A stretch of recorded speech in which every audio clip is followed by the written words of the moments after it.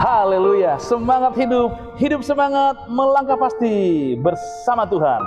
Saudara kekasih-kekasih Tuhan, dimanapun aktivitas apapun, hari ini kita lihat firman Tuhan dari Ulangan pasal 10 ayat 12. Dengarlah.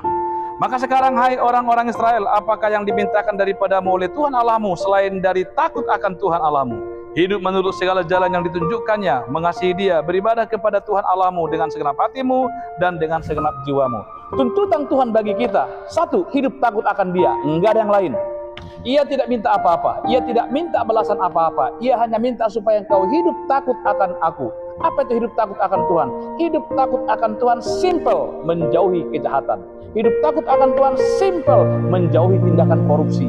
Hidup takut akan Tuhan simple, menjauhi penyembahan-penyembahan berhala. Dan hari ini Tuhan berkata, hidup takut akan Tuhan itu adalah hiduplah di jalan yang kutunjukkan kepadamu.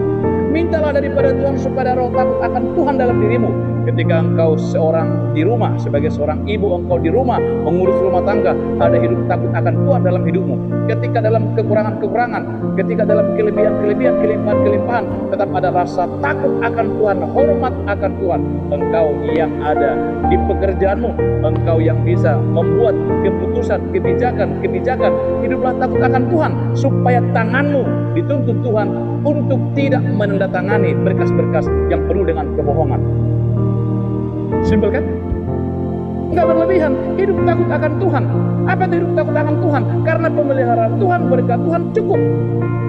Maka setiap orang yang melakukan, yang berseberangan dengan ketetapan kehendak Tuhan, itu namanya penghujatan akan Tuhan. Karena kita pikir penghujatan akan Tuhan dengan kata-kata, dengan memaki-maki Tuhan, itu bukan penghujatan yang lebih parah. Penghujatan yang lebih parah adalah ketika kita, mulut kita mengaku kita percaya Tuhan, tapi tangan kita, pikiran kita, mulut kita justru melakukan apa yang dikehendaki oleh iblis, berseberangan dengan apa yang dikehendaki oleh Tuhan. Apa yang Tuhan tuntut daripadaku, daripada kita semua, cuman takutlah akan Tuhan Allahmu, beribadahlah kepada Tuhan. Saya kira ketika kita rajin beribadah kepada Tuhan, mendengar firman-Nya, itu menjadi filter, alat kontrol membuat kita hidup takut akan Dia.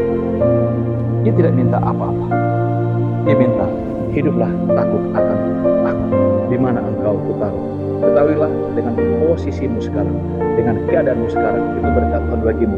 Di sana hidup takut akan Tuhan ada dalam dirimu. Kita beribadah kepada Allah.